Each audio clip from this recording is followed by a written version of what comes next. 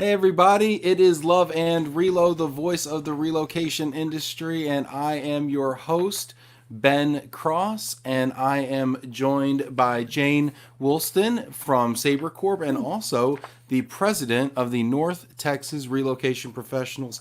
How are you today, Jane? I'm great. How are you, Ben? I am so blessed today. I've even got I'm so blessed I got a blessed coffee mug. Awesome. I love that. Yeah. Now, where are you sitting presently, Jane? So I am in a little town at home called Double Oak, Texas, and it's a suburb of the Dallas-Fort Worth area. So I'm about 20 minutes north of the DFW airport. Okay, the DFW airport. Okay, and so my mom lives in Plano. Right? Okay, and I don't know if you know this, Jane, but I was actually born in Dallas. No, I did not know that. Yes, ma'am. I actually lived there three times in my life. From the time I was born, I moved to New York, and then I came back as an adult and lived there for 7 months and then 9 months. So I have quite an affinity for Dallas, and I have a ton of family. My mom still lives there, and so I kind of pride myself as a Texan and New Yorker if I can be a hybrid of both. Are Well, you originally a Texan? no, I was just going to say you're a native. I was actually born in Toledo, Ohio, and my father worked for a national supply company. And of course, I was 4 years old at the time, but Okay. our family, as well as about 20 other families, we were involved in a corporate relocation from Toledo, Ohio to Gainesville, Texas. I really can't say that I experienced a relocation during that move. However, I will tell you the bonds between the different families was very close. And so for Thanksgiving, there were two to three other families that we would always have our Thanksgiving with. And then we'd go home for Christmas back to Northwest Ohio in a small town. I imagine y'all were close because I mean, making that jump down to Texas and all being from the Midwest, and then finding yourself in Gainesville, which by the way, I've been to Gainesville. My friend's grandfather and family actually has a farm up there Oh, in wow. Gainesville, Texas. So I know Gainesville, and it is a small town. It's Yes, rural, it is. It and is. so It's that right on the Red River. must have been quite a culture shock for you. Not for me personally. I'm the only one in my family that has a Southern accent, but I think it was more of a challenge for my brother, who was 5 years older, that was in grade school, but definitely for my parents, although they definitely embraced it. Mm-hmm. And we're getting people coming in right now, so I want to welcome everybody to the show. I see that yeah, we got people coming in. We got 22 people on LinkedIn coming in, which is great. We got another 9 on Facebook. Come on in, everybody. Go ahead and hit that like button. Lets everybody know that you're watching us right now and that we're live and we got stuff to say. So that's really cool. Appreciate that. And then also go ahead and leave your the name of your company. Go ahead and let me know where you're sitting right now as we're talking. And Jane's in Double Oak, Texas, and I'm in South Lyon, Michigan, and I want to know where you're from as well. We'll be giving shout outs here. Got questions coming in. I already got a question. This is a great lead in here from David Bortle. What is NTRP? Jane? Okay. NTRP stands for North Texas Relocation Professionals. And so we are an organization of corporate mobility or relocation, depending on what that corporation calls it. Mm-hmm. And also, we had the industry sectors such as moving companies, temporary housing, our real estate agents that help our employees find permanent housing. It could be cultural awareness because we do not only domestic relocation but international relocation.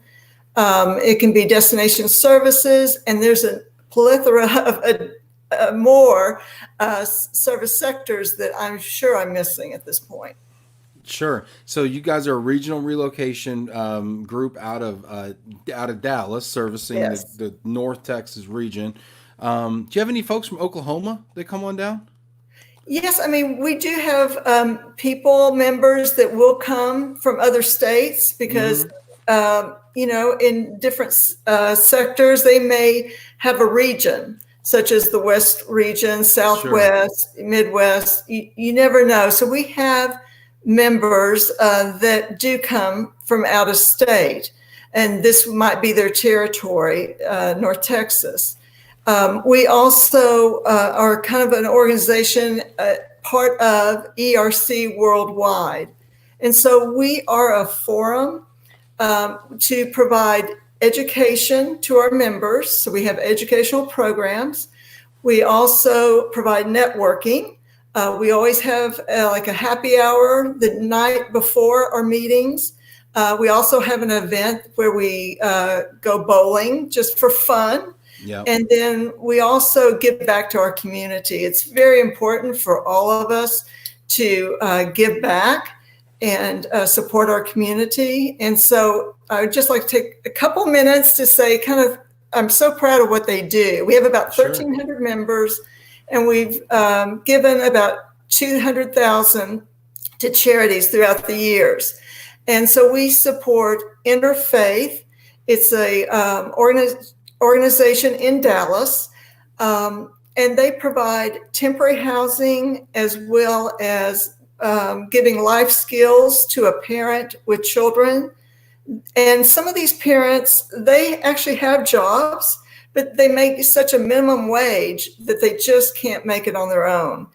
And so we adopt a family. And last year I had the pleasure, as well as 3 other board members, to go.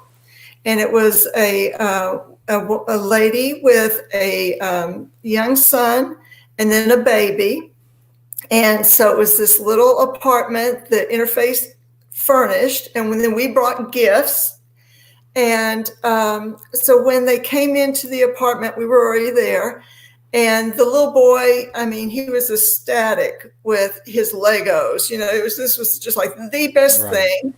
And when the interfaith worker mentioned to the mother that if she passes the program, she has to learn how to finance, her and do her money, take care of it responsibly, and also to other classes, interviewing, etc.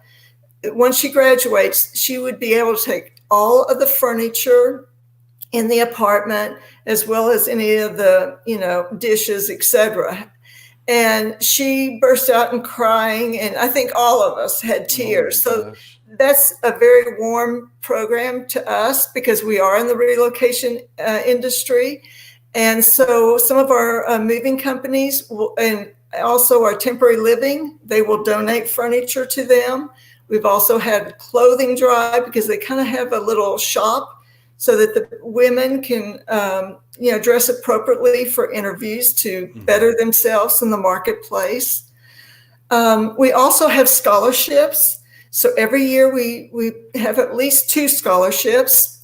It's provided to someone, a senior that's going to go to a university. One of the criteria is they have to write an essay about a relocation during their high school years. And then they also have to provide other information. And It's amazing what some of these kids have gone through and the insight that they have and how they, persevere various challenges. So that's like one of my favorites is to meet the scholarship winners. And then we also, in December, we have a holiday breakfast. And so we have the Dallas and the Fort Worth police departments come and we donate toys. And most years we had the Dallas a cappella choir. They're active police women and men. And they'll sing for us and we make a donation to them. This year, because of COVID-19, we're actually going to be making a donation to the North Texas Food Bank. And in fact, our next meeting in May, which will be virtual, unfortunately, but we thought this was a great time to have a motivational speaker. And he's also a magician, so make it kind of fun, kind of light. But he's going to actually donate part of his speaker fee And we'll be able to give that to the North Texas Food Bank. So we're really excited about that. Wow, it sounds like y'all are doing so much good there in Dallas. We That's do really our awesome. best. We have, I will say, my board of directors and my members, they are just awesome. Everybody works. We have commitments to our other jobs, but they're willing to go the extra mile, and it's just a wonderful organization. I love it. I love seeing mobility professionals who recognized how blessed they are, right? And turn around and leverage that platform that they're given and that opportunity at these networking events to actually channel that into doing something to help their community. We do the same thing in Detroit at the DRRC. I just love it. It's just such an uplifting experience to be a part of stuff like that. And I got to come check y'all out in Dallas. I got to come from the so you have a May meeting, which is going to be virtual. So I could probably check that one out pretty easily. The one after that, what's the next meeting that y'all have that's on the calendar? Give me an idea. So we're talking about, it hasn't been finalized. Again, it's probably going to be virtual in June. We may have an economist come and just talk about the economy and what they foresee, especially not only in the Dallas-Fort Worth area, but probably nationally also. Right now, we have our bowling event in July. And then late August, we have what we did call it a fall conference, but it's going to be a little early this year. But it's going to be towards the end of August. It's a full day.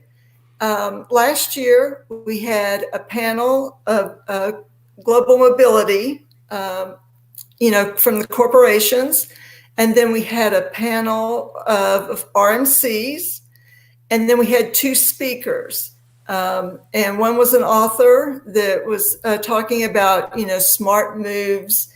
And then the other one was a partner with Barry Appleman and Leiden. And he talked about, immigration and what's going on in Washington, D.C., because he's based there, and kind of the immigration climate. Sure. Awesome. Let's go ahead and give some shout outs to some people that are checking in here. It looks like Jamie Massler says, hi, Ben and Jane. Cheers from very sunny Mississippi. I'm glad to hear it's sunny again, Jamie. Let's see. Jennifer Fisher says, hi, Jane. Hi, Jennifer. And Charlie Beatty. Hi, Jane. Charles at Acme Car Shipping. And let's see here. My buddy Bruce Waller says, hi, Jane and Ben. Thanks for representing hashtag NTRP in North Texas. Awesome. Let's see here. We got a bunch of people checking in on Facebook. Shelby Childs, hi, Jane. Janet Turner, hi, Jane and Ben. Looking forward to your discussion. Let's see. Jennifer Fisher shouting out ATB Furnished Housing in DFW. Deb Burrell, hi, Jane. There you go. Lots of hi Janes going on here. Shelby Childs said, Shelby and Todd Childs here. We were born in Dallas. I grew up in Richardson, and Todd grew up in Louisville. We live in Louisville right now. We go to church with Jane. Oh, that's nice. I lived in Richardson, too. My last stop in Dallas, actually, me and my wife lived in Richardson before we had kids. This was probably 5 years ago, right there off 19 and Campbell. So, okay. Cool. Very neat. Let's see here. We got some questions here. Janet says, what is Jane's favorite drink during happy hours? So this is kind of embarrassing because I like a lot of different drinks. I love a great margarita. All right, hold on. Let me stop you because I'm a margarita connoisseur. Anybody watching the show knows that. What is your favorite type of margarita? How do you make it? As far as the ingredients? Yeah, do you use like a mix, or what kind of mix do you use? What kind of tequila? Give me some details on that. So I'm trying to think now. You got me. Let's see here. A curveball there. I was going to say Patron, but I'm thinking of Patron doesn't make the best margarita. I don't use a mix. I like to use fresh limes. And I'm trying to think what I have used for the tequila. Are you a white tequila or like a reposado tequila? Silver tequila or the gold tequila? More the silver. Kind of a cleaner right taste. Yeah, I like it. But now if you're not drinking a margarita, what are you having?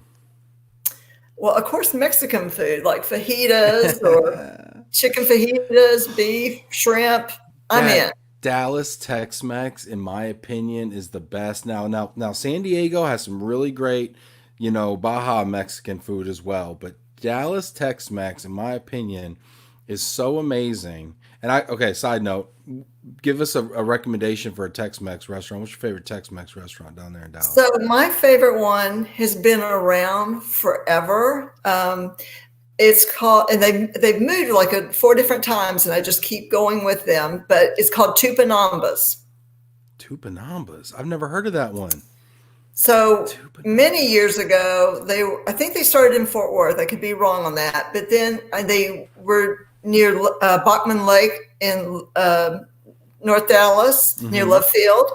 Then they moved to south of the Galleria, south of 635. And now they are on 75 and Walnut Hill. Okay. Wow. Those are some, yeah. So their chicken fajitas are phenomenal because the chicken has a smoked flavor. That sounds excellent. Shelby Child says the best margarita in Denton County is Olay's Top Shelf. There you go. Some shout outs here. I'll check that out. Jamie says blue agave tequila with a shot of cognac or Cointreau. I'm a Cointreau guy myself. Let's see here. Janet says she loves your passion for the NTRP relocate North Texas NTRP organization. Let's see. We got some questions here on our comments here on LinkedIn as well. Let's see here. Shout out Juliana Hager, David Bortle. Answer the question here. Juliana Hager, Ben, we knew you were a Texan at heart. That's right. I am. Dallas Cowboy fan also, by the way. Huge Dallas Cowboy fan. Don't hold that against me if you're watching here, y'all. Hey, Ben. Hi, Jane. Big love from Drew Phillips at Sterling Lexicon in sunny California. Hi, Drew. Lisa Thomas from BHHS Snyder, Ann Arbor, Michigan. There's a Michigander. Yeah. Lisa Thomas says hello. Juliana Hager. Hi, Drew Phillips. Mark Waller. Jane, you're a natural. Isn't that nice? Lynn Greenberg. Yeah, right. Hi from New York City Pivot App. Hope you're both well. We are. We're doing well. Let's see here. Juliana likes the hat. Appreciate you. Victoria McCullough. Hi, Ben. I believe Victoria's in Dallas as well. Man, this is great. Murphy's Corporate Lodging. Shout out in Fort Worth, Texas. I love Fort Worth, by the way. I do too. Isn't that a fun, unique town? I think it's so underrated as a place to go hang out.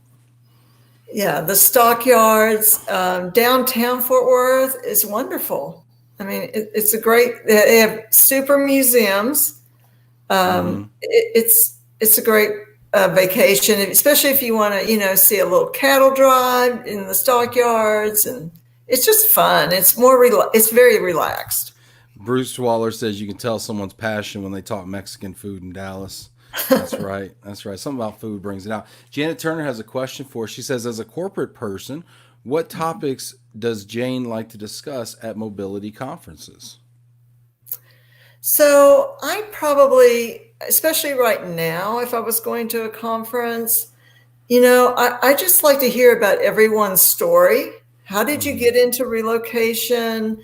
What are the trends that you see that other companies are doing? Sometimes, you'll hear what some company's doing and you're thinking, well, there's no way in my company, our business culture, it just doesn't fit at this point. But it's funny how maybe a year or two later, something changes, and then you're maybe looking at a version of that. It may be different, but still a version. It kind of goes back to sometimes you have to plant the seed and you water, and you think it's never going to come. And then a sprout comes, and then you have a flower. So you just have to kind of stick with it sometimes and be patient. But I just like to hear what other companies are doing. And I really care about the people. So I want to know, what's going on in their lives, and can I help them in any way? I'm always wanting to assist anyone, whether, they're looking for a different job opportunity, they got laid off. If I can help them in any way, I want to do that. That's I really feel like kind. That's really that, kind of you, Jane. And I know, I'm sorry to you're interrupt. good. That's really kind of you. And I know a bunch of people have reached out to me right now who are going through some transitions right now due to, due to COVID-19. I think that's so nice of you to make yourself available as well. I know there's people watching us. I'm looking in the comments. I know there's people that are watching this right now, some of which might even be in Dallas, who are looking for opportunities. And Jane, for y'all that are watching this, Jane is here, and she's also, as the president of the North Texas Relocation Professionals, probably uniquely positioned to connect people who might be looking for opportunities in the mobility industry. So, if I may volunteer you, Jane, to reach out to Sure. her. Sure. I Um, mean, I'll do my best. I can pass your resume on to people that I know, and sometimes I may not know the appropriate people, but someone I know knows someone else. So it's called networking, right? that's We it. all need to support each other, and I feel like that's something I can assist with. Now I want to talk about we talk about the downturn, we talk about the pandemic, but Right. but I'm touched by people who are finding positivity in this Hmm. process. I know myself, my outlook over the last couple of weeks dramatically into becoming more optimistic. And you and I were kind of discussing that a little bit, and I wanted to kind of go down this path and talk a little bit. What have you learned about yourself, maybe in this working from home environment, and how are you keeping your outlook positive? And I also want to put this to our audience right now. So we have a little audience poll, and Jane suggested this question here: what have you learned about yourself during the pandemic? So if you're watching this right now, Jane's going to answer this question for us live, but I also want to know what you're thinking. And after Jane answers it, we're also going to read your responses as well. So what have you learned about yourself during this pandemic, Jane? Sure. So for me, I would get up every morning early. I go to the gym because I know that if I don't go to the gym in the morning, at the end of the day, if someone asks me to go out to eat or go to happy hour, Mm-hmm. I'm all in and my workout doesn't get done. So I work out, Right. come home, take a quick shower, go to work. I love going into the office. I know that for some people, it's great to work from home, and I think we're all different, and it's very acceptable no matter what you like. But for me personally, I like going in the office. I like the chit chat. I like to be able to see someone's facial expressions when I say something. So that's important to me. And I kind of have my list and my schedule of what I'm going to try to accomplish the day. And then I always get interrupted, and some things on my list do not get completed because if you Right. do relocation and immigration, you're never totally caught up. So that's just the world we live in, and that's fine. I accept that. I think it's a challenge, so I like that. But I also have learned working from home for me. I'm not getting up because I can't go to the gym, so I don't get up as early. I'm not working out as well. Except for I am walking my dog at least once, if not twice a day. And now my dog is right beside me all the time, wants to go walking more than twice a day. So that's been good. At least it gets me some fresh air, get out a little bit. I've learned that working from home, I guess I've liked is kind of a schedule. And now I sometimes, I'm not getting, dressed and, Right. till maybe later in the day or whatever. So it's been kind of a learning experience for me, trying to make some of those adjustments. Thankfully, there are some, virtual meetings I've gone to, and we do have technology, so I can just randomly call a friend or a family member. So that's good.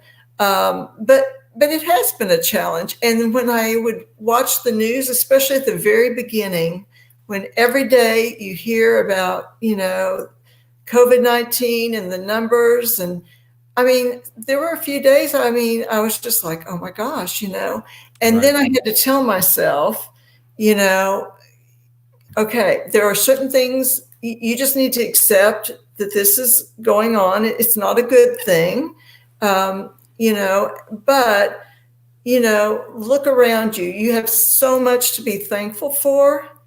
And, it's looking at a glass, is it half empty or half full? And I just had to say, okay, I'm going to limit myself. I'm not going to necessarily watch the news every day. I'm going to try to be around people that are very positive. I'm going to take this extra time that I'm not commuting or going to the gym. I'm going to try to read a little bit more. Um, and I am spending more time with my husband. He's here. So, and my I bet he dog. enjoys that. He probably likes that, right? Right. Him and the dog probably enjoy the extra attention. Absolutely. So Ben, what about you? Well, I've learned so a lot of the same things, and I'm putting this question in our LinkedIn feed right now because I want to hear the answer here from folks here. What have you learned about yourself during this? You caught me plugging in this question Oh, here. I'm sorry. trying to pretend like I'm like I'm over here kind of do. What have you learned about yourself during this pandemic? Okay. Um I've learned that I don't stay in touch with people nearly enough, like Mhm. family. Um, I find myself like on these Zoom calls and stuff with family every other weekend. We'll be doing. It started on Easter, and then we're like, "Hey, this is cool," you know. We started doing it and using house party and stuff. And I'm like connecting with people that I haven't slowed down and reached out to in a long time, college roommates and Mhm. aunts and uncles in Arkansas and stuff that I just haven't talked to in forever, and cousins and stuff. And, you know, um, I've learned that. I've learned I can save a lot of money by eating in a lot. It's really eye opening to see how much money my family has been able to save since we've been on lockdown. I've also learned that I have way more than enough.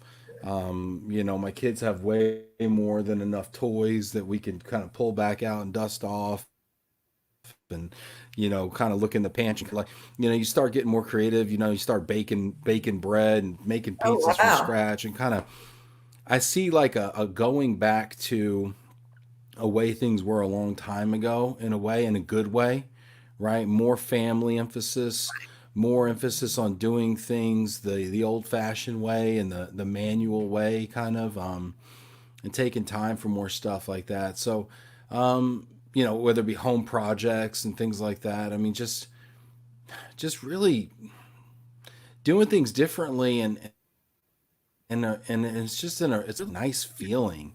Um, I feel like there was this, when our economy was doing amazing, before we were the best economy supposedly that we'd had basically we were on a 12-year tear, according to the stock market prices at least, right?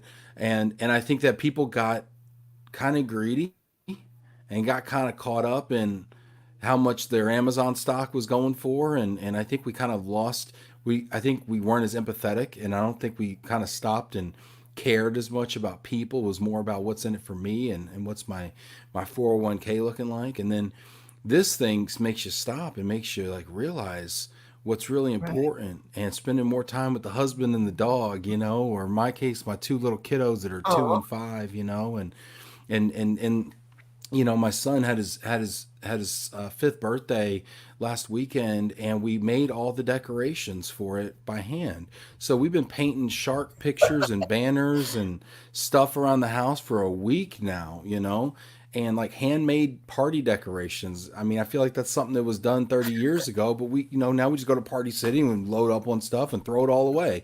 But now we're like hand making stuff, and so I just think all of that is just really, really cool. And I guess kind of to your point earlier, I just really appreciate my blessings right now, Right. and just just really being in that mindset. Let's see here. I'm trying to see here. My LinkedIn is kind of stalling on me here. Looks like Sandra Clary, hello from rainy Alexandria, Virginia. Juliana says Los Vaqueros and the Stockyards in Fort Worth is her favorite Mexican. Bud Cole from Beacons Northwest in Walla Walla, Washington, had the privilege of working with the NTRP group. Amazing group of relocation professionals. How about them Cowboys? How about them Cowboys, Bud Cole?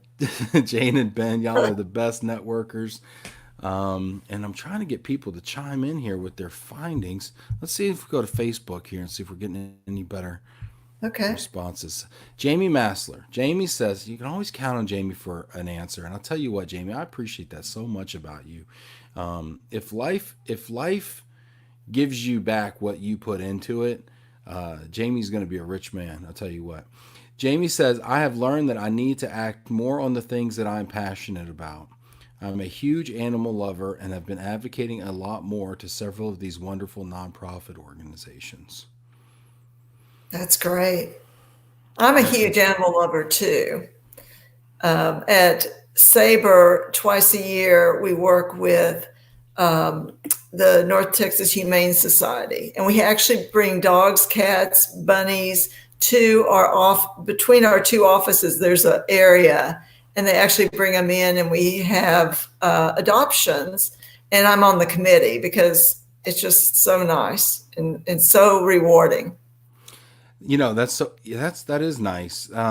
That's really cool. They bring them into the office too. I think it's neat that when you can bring animals in and when you can bring your kids in too. I think it's, that's another thing we've learned too, right? So there was this movement about bringing our whole. There's my little guy. He just woke up from a nap. There's this movement talking about bringing your whole self to work, right, and getting employee engagement by people being themselves and having a welcoming and inclusive workplace. And here we are now bringing our whole work home. And here we are in our houses, and what do we got on the walls, and our kiddos running around, and our dogs, and our, my wife, running over here and stuff. And it's just a neat kind of dynamic where we're more intimate with one another, I think. I think there used to be kind of a work facade that we'd come in with, and I'm here to work, but now it's a breaking down of that barrier, I think. Do you notice that? I do, because it's very common when you're on, we have teams at work, but it's very common that all of a sudden somebody's dog barks or the dog jumps up on them, or their kid, you can hear them in the background saying, Mom, Right. So, and nobody cares, everybody's like, oh, we understand, it's fine. It's life. It is. And I think what's interesting, you said nobody cares, but I think as human beings and as employees and workers, we have this thing about professionalism, right? Right. We want to be professional, and that means being polished, but it's not necessarily, being genuine. Genuine, yes. I mean, at the expense of being genuine. Would you rather somebody that's polished or genuine? Right. I think we'd rather somebody that's genuine, We've got some great answers to the question. Carl Weaver said, I had to learn to turn off the news and stop looking at the computer, as well as, quote, go home, quote, from my dining table desk to my, quote, home, anywhere else in my home. I like it. Yeah, I mean, how do you build those spaces, and set boundaries and say, okay, I'm turning it off now, even though I'm still in the same living space. How do you manage that, Jane? Well, for me, I mean, like I said, I don't always, necessarily watch TV, the news. I don't make that my priority. At the very beginning, I was, because I wanted to know what was going on, but I tried not to do that so much. I also, everybody's different, but for me, I subscribe. It's called Guidepost. It's kind of an inspirational, motivational type of little magazine. I think Norman Peale actually started this magazine many years ago. And so when I receive that, I love it because it's always positive. So I try to look at things, to not bring me down, but to boost myself up, because I want to have energy. I want to be able to assist others. And how can I help others if, I'm, just have too much time. It's kind of like the video games. If you have children, at some point you have to have some, rules. And the same thing about COVID-19. You do need to know. I'm not saying don't act like, it's happening, because it is happening. Right. But just, set some boundaries for yourself.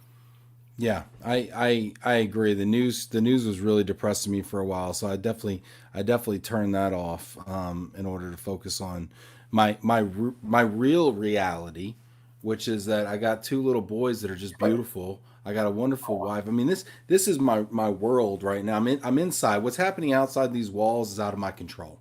Right. It's happening, but I can't control it. You know what I Right. can control? I can control what's in here, and I can control how I feel about that. And that's what I'm going to focus on, Right. And you're right. It's great that you're being an inspiration to others.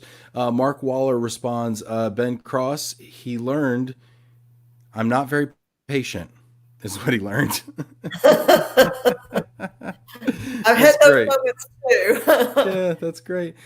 Juliana Hager I learned how to really cook and how to eat more healthy. It made Good me for her. remember to be kinder. We all can do Yeah, that. I see that kindness factor, right? I mean, think about this. 2 months ago, I'm going to the grocery store and I don't necessarily regard the person that's bagging the groceries. Now I'm like, thank you so much. You are a hero. I appreciate your sacrifice. And he's some 17-year-old kid, like, okay, thank you, But I never even really thought to appreciate the cashier, but without these people going to work every day, we have a major problem. Absolutely. I heard on the news this morning that there was a principal in one of the suburbs outside of Dallas. And so for all the graduating seniors, he had his assistant map it out, and he went by every one of their homes to congratulate them and say how proud he was of them.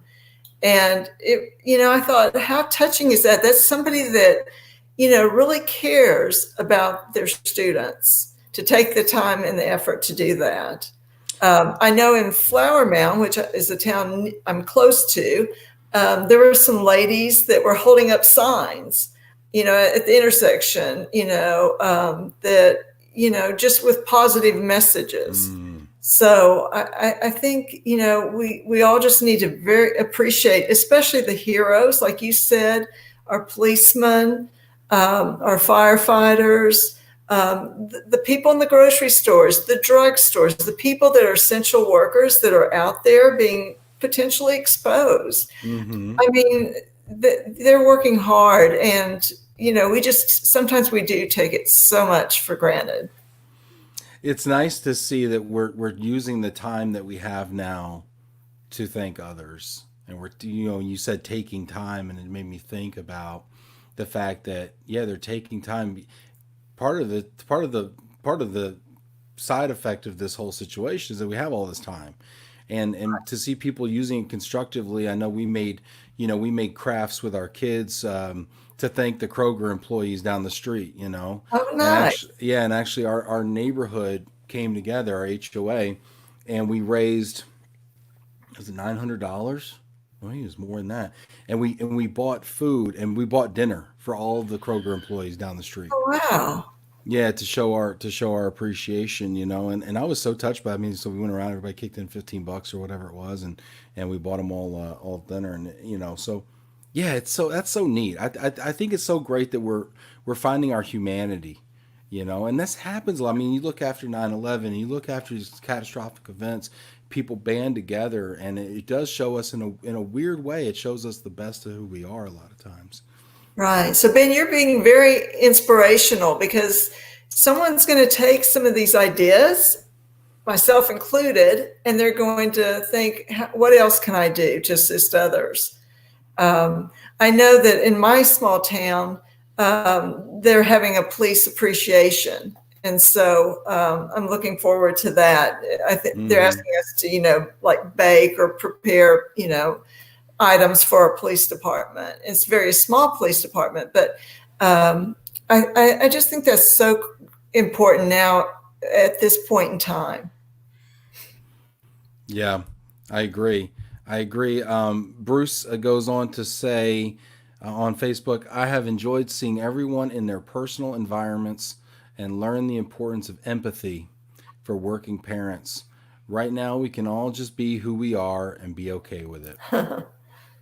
That's lovely. Yeah, empathy. And empathy is such a great skill. I mean, really, it's a skill in no matter what you do for a living. But I feel like in relocation specifically, having empathy is so important. And I think it's easy sometimes to forget that these are individuals with like real families and real people with real feelings and real fears and real vulnerabilities. I know for me, I'm a mover, right? And we move thousands of people a year. And sometimes people just turn into a file number for you. They do, it's just, there's a million of them. You just don't get to know them all. And they're just a file, and then you talk to them on the phone or you yourself move. And all of a sudden you realize how important that bed is or that box of something is. And you just, it just snaps you right back. And you're like, whoa, like, this is real, for people. And empathy right now is, I think we're getting a crash course in empathy right now. Right. And relocation is so stressful. I Mm-hmm. mean, even when I've moved from one part of the, city to another city, part of the city, you have to think of so many things, utilities, if you have children, schools. And then when a company tries, when they have some skill set that they need moved to either the corporate office or to a field office, whatever the case may be, internationally, we put, and we expect that once the employee arrives at the workplace, he's going to focus on work. Right. But there's so many other factors going on in the background, very stressful for the family. And so I take it for granted sometimes too, I think, because I have fabulous, providers. And so, Mm-hmm. you kind of think, oh, everything's going to be fine. And most of the time it is, because you do have fabulous providers that are providing all these different type of relocation services. But, it is difficult. And every person has a story. Every person has a journey in their life. And sometimes, if you have the opportunity, it is great to get to meet them and just share with them. Well, you mentioned stories. So I want to ask you about some of your funniest stories in relocation. But before I want to go here to the comments. So I'm going to let you think about that for a second. And then Okay. I want to go here to the comments and finish reading some of these wonderful things people have learned. Let's see, Melissa Knight agree shows how very little is considered an actual need. So she's learning what's really necessary in her life. Bud Cole says I've learned to depend on myself more and more time to be focused on the important things in life. Yeah. Mark Waller, I've also learned how to Zoom and more about other virtual platforms. I know I've probably logged in a half a dozen platforms in the last few weeks. Michael Cadden, stay in shape, learn to cook, create children's books in addition to my day job at living abroad. Yeah, Michael's over there writing children's books. He sent me one that he Wow. wrote with his wife, and they animated it, and I'm like, how cool is that? Very cool. Bud Cole says he's learned how to shop on the Walmart app. Yes, yeah, I know. I've picked up my groceries, using the Kroger app. I go to Target. Park in my little parking spot. Don't even have to get out. I mean, all sorts of there's just a push into technology right now that if you weren't ready for, you're getting pushed into it now. For a couple of years, it's like, hey, we got this cool thing over here. Come check it out. I'm like, yeah, I'm okay doing it this way. I'm okay doing it this way. And it's like, nope, here you go. Ready or not. Oh, there's my little guy right now. Oh my goodness, he's so adorable. He's 2. He's gonna be 2 next month. He's such a little chunk. So tell me about funny relocation stories. You've been doing this for a while, and I want to hear some funny stories. Okay, so one story, and I'm still friends with them. I was used to sending U.S. expatriates going on a temporary overseas assignment, from the U.S. outbound. And then all of a sudden, this is when I was at EDS, I was, told, hey, we're going to bring somebody from the UK here to Dallas. And I'm like, okay, never done that before, but okay, so got the immigration going. That was fine. Get the family here. They're delightful. They had a daughter that was in grade school. And a son that was preschool, like he was like 3.5. So at that point in time, this has been a while, I didn't even know about a destination services company. I thought I just had to do all this stuff. So like I took them to school, got them enrolled. I spent a lot of time out of the office. That was kind of the problem. That's when they kind of decided, you know what, she's going to need to do something different, because I was gone all the time, try to find, So you were doing all the DSP stuff yourself? Yes, because, it was the first one. I didn't know, you learn, Sure. right? So anyways, this family, I thought, oh, this is Texas. They're from the UK. I should take them to have barbecue. So we proceed. Awesome. It's a restaurant in Richardson. We go to this barbecue restaurant. I love ribs. So I order the ribs. We're all sitting down, talking, having a great time. I pick up my ribs with my hands, and all of a sudden the little girl looks at her mom and says, Mom, can we eat with our hands? And I'm thinking, OMG, this is not good. She probably thinks I'm primitive, barbaric. I'm not sure what she thinks about me. I'm not making a good impression, and luckily the mother was very kind and told her daughter that it was acceptable to eat ribs with your hands. Mm-hmm. And so that was kind of like a cultural, snafu, I guess, that I had to kind of learn, okay, maybe think through some of these things, but it was good. Yeah. And family, I literally have seen the wife this year. So I get with her usually once or twice a year, because they, being the first family and being so involved, I got to really know the family. But there have been some crazy other type of relocation moves. Even within the U.S., somebody in Colorado, they had livestock and they wanted us to move their livestock to Texas, because obviously we have ranches and they were going to buy a ranch. But we were like, no. I was going to say, is that part of the policy? Is that part of the core flex livestock clause? No, but sometimes it's amazing sometimes, even though you kind of push back and say, no, that's not part of the policy, that sometimes there are exceptions. And I call them the good, the bad, and the ugly. And some of them are ugly. So I have been involved where it got approved, where a horse was shipped.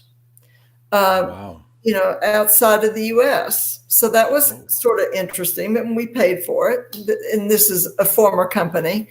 I had a guy in the UK, and this was with EDS. I can talk about that because they're no longer around. But right. So he was adamant that we had to ship his barber chair, and this was like an antique, heavy barber chair, and he would not come without that barber chair. So we got it approved. Barber chair came. Years later, barber chair went back to London. So, wine collection from France. I get it. They're in France. They want to bring all this wine back, but it's expensive. Yeah, it is. But sometimes it gets approved, sometimes not. It just kind of depends on the person, the company, the policy at the time. Yes. So there's always interesting exceptions. And, some of my peers, I've heard stories that are like outrageous, but I won't share some of those because, you may have them as guests one of these days. So their story of crazy and exciting exceptions. Yeah, one of the craziest moves we ever had was in Dallas, Texas, actually, and we were moving a member of the United States Postal Service actually for a previous company of mine, and we got there, and the son of the transferee did not want to move, and he was, I don't know, in his early 20s, and he was actually using drugs at the time, Oh no. and he actually, yeah, he took a swing at our movers.